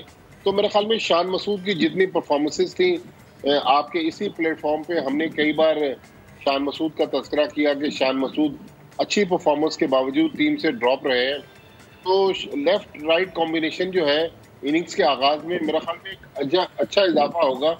और रिजवान को भी T20 वर्ल्ड कप से पहले कुछ आराम की ज़रूरत है। अच्छा है कि वो फुली फिट होकर पाकिस्तान टीम में वापस आए, लेकिन शान मसूद का टीम में वापस आना और इनिंग्स ओपन करना, ये मेरे ख्याल में पाकिस्तान टीम के लिए एक अच्छा शुगूल इसलिए हो सकता है कि शान मसूद रिसेंटली बड़ी ज़बरदस्त फॉर्म में रहे, लेकिन अब देखना है कि शान मसूद इंटरनेशनल क्रिकेट में आकर क्या उस फॉर्म को बरकरार रख सकते हैं। भट्टी साहब, ये जो बात है कि अगर शान मसूद ओपन करते हैं अलॉन्ग विद बाबर आजम, अच्छा डिसीजन तो लग रहा है, लॉन्ग टर्म है क्या? देखें फैसल, इसका तमाम तर इन्हिसार शान मसूद की परफॉर्मेंस पर होगा कि शान मसूद को जाहिर है पहले तो चांस नहीं मिल रहा था, अब चांस मिल रहा है, तो जाहिर है परसों प्रेस कॉन्फ्रेंस में शान मसूद बहुत अच्छा बोले। उन्होंने कहा कि मैं अपनी गलतियों की वजह से पाकिस्तान टीम से ड्रॉप हुआ था और अब अच्छी परफॉर्मेंस के बाद टीम में आया हूं, लिहाजा अब अच्छी परफॉर्मेंस को अगर वो इंटरनेशनल क्रिकेट में कन्वर्ट करते हैं तो अच्छी चीज़ है। लेकिन मेरे ख्याल में इस सीरीज में मौका मिलने के बाद मुझे आपको या शान मसूद के जो उनको पसंद करने वाले लोग हैं, उनके पास अब सिलेक्शन कमेटी या टीम मैनेजमेंट पर जवाब नहीं होगा तनकीद करने का, अगर खुदा न खास्ता शान मसूद इस मौके को अवेल नहीं कर सकते। सही। अच्छा भट्टी साहब, मुझे ये भी बताएं, कंसर्न है कि जहाँ तब्दीली होनी चाहिए थी वहाँ तो हुई नहीं। इफ्तिखार, खुशदिल सबके सब टीम में है, उनके एशिया कप में भी इतना अच्छा उन्होंने परफॉर्म नहीं किया था। देखिए ये भी काफी अनफॉर्चुनेट है। कल रात को मैं देख रहा था मुल्तान में नेशनल T20 चल रहा, उसका सेमीफाइनल हो रहा था। सिंध की टीम फाइनल में हिस्ट्री में पहली बार पहुंची है। कुछ नए लड़के मैंने देखे, एक उमैर बिन यूसुफ कराची के बैट्समैन हैं, उन्होंने 51 रन बनाए, सिंध की टीम को जिताया, वो बड़ी जबरदस्त परफॉर्मेंस दे रहे थे। दो चार और कुछ नए प्लेयर्स हैं, लेकिन सिलेक्शन कमेटी अभी तक तजर्बात करने की मूड में नहीं है। लेकिन ये बड़ा एक अजीब व गरीब चीज है कि आसिफ अली, खुशदिल शाह, इफ्तिखार अहमद जितना भी नाकाम हो, उनको बार बार मौका दिया जा रहा है। वो कांस्टेंट है। फिर हाँ, बाज लोगों के लिए तो कहा जाता है कि जी ये फेल हुए, हमने इनको ड्रॉप कर दिया। लेकिन अब कहा जा रहा है कि जी हम मुस्तकिल मिजाजी चाहते हैं, कंसिस्टेंसी चाहते हैं। तो उम्मीद ये है कि बड़ी अच्छी चीज है, कंसिस्टेंसी होनी चाहिए, लेकिन ये कंसिस्टेंसी का लागू सब पे होना चाहिए भट्टी साहब। अच्छा अभी हाँ, आप हमारे साथ ही रहिए। आपने नेशनल T20 का जो जिक्र किया है तो उस पर हम आपसे बात कर रहे हैं। एक ब्रेक के बाद हम इस पर और देखेंगे कि नेशनल T20 में कल बड़ा तगड़ा मुकाबला हुआ, कौन सी टीम से फाइनल में, और क्या हमारे पास बेंच स्ट्रेंथ अब मजीद है या नहीं। ब्रेक के बाद बात करेंगे इस पर।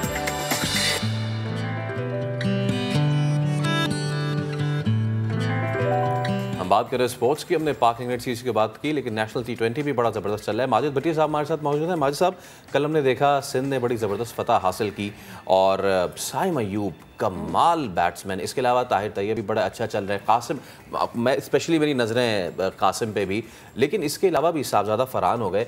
ये वाला बेंच स्ट्रेंथ है हमारे पास, तो इसको हम कब करेंगे यूटिलाइज़? बिल्कुल, आपने साइम अयूब का नाम लिया, कासिम अकरम का नाम लिया, ताहिर तैयब का नाम लिया, साहबजादा फरहान जिन्होंने इस टूर्नामेंट में फैसल सेंचुरी भी बनाई है। लेकिन उमैर बिन यूसुफ एक बैट्समैन थे सिंध के, जिन्होंने 51 रन बनाए और आखिर में अनवर अली के साथ मैच जितवाया। तो मेरे ख्याल में हमारे पास प्लेयर्स मौजूद हैं। अब माजी में ये होता था ना, हम कहते थे कि टैलेंट को परखने वाली आंख चाहिए। एक नासिर करके एक बैट्समैन है, नॉर्दर्न से खेलते हैं, पिछले दिनों वसीम अकरम से जी मुझे वसीम अकरम बता रहे थे कि इस बैट्समैन को तो फौरन पाकिस्तान टीम के साथ रखना चाहिए। तो मेरे ख्याल में उस टैलेंट को परखने वाली अब हमारे पास शायद आंख नहीं है, या फिर हम सख्त डिसीजन लेने से डरते हैं।